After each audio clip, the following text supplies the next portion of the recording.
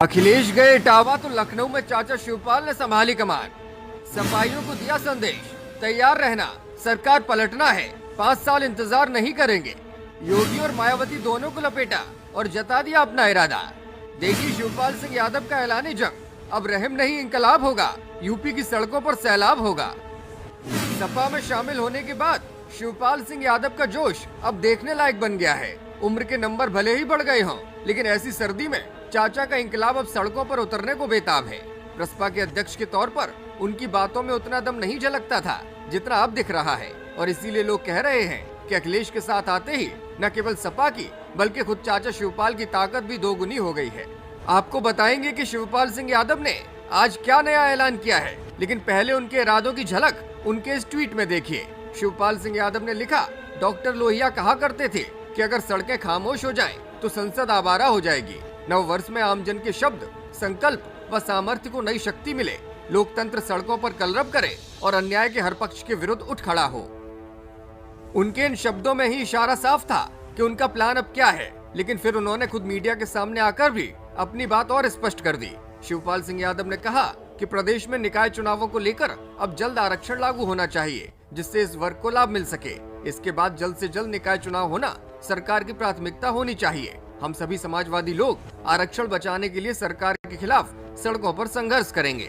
सुनिए शिवपाल सिंह यादव ने क्या कहा, और फिर आपको बताएंगे कि कैसे उन्होंने योगी और मायावती दोनों को अपने लपेटे में लिया है।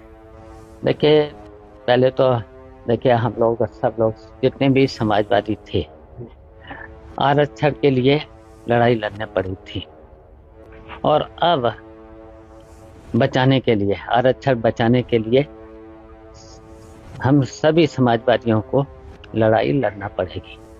और फिर संघर्ष है, अब संघर्ष करना होगा, सड़कों पर संघर्ष चलेगा। चुनाव कराना चाहिए था, लेकिन सरकार पिछड़े वर्ग के आरक्षण को खत्म करना चाह रही है, फिर उसके बाद दलित लोगों का भी आरक्षण खत्म करना चाह रही थी। ये सरकार का मंसूबा था, तो अब देखिए संघर्ष चलेगा। इसके बाद बीएसपी चीफ मायावती पर टिप्पणी करते हुए शिवपाल सिंह यादव ने कहा कि सभी जानते हैं कि वे किससे मिली हुई हैं, किसके लिए काम कर रही हैं। पूरा प्रदेश अब उन्हें जान चुका है, अब उनकी बातों में कोई आने वाला नहीं है। सपा की ओर से पहले भी बसपा को भाजपा की बी टीम बताया जाता रहा है। हालांकि आज शिवपाल सिंह यादव ने किसी का नाम तो नहीं लिया, लेकिन उनका इशारा साफ था। शिवपाल सिंह यादव ने आरोप लगाया कि भाजपा सरकार में उनके कार्यकर्ताओं का उत्पीड़न किया जा रहा है। उन्होंने कहा कि जिस तरह हमारे लोगों को झूठे मुकदमों में फंसाकर उत्पीड़ित किया जा रहा है, अब ये बर्दाश्त नहीं होगा। हम संघर्ष करेंगे, सपा इसके खिलाफ सड़कों पर उतरेगी। वहीं चाचा भतीजे के एक होने के बाद सपा में बड़ी जिम्मेदारी को लेकर भी उन्होंने साफ कर दिया कि लोकसभा चुनावों के लिए जो जिम्मेदारी अखिलेश उन्हें देंगे, वो उसको जरूर निभाएंगे। उन्होंने कहा कि सबको जोड़कर प्रयास होगा कि भाजपा को हराया जाए और 2024 में साइकिल की रफ्तार को और तेज किया जाए। Bureau report.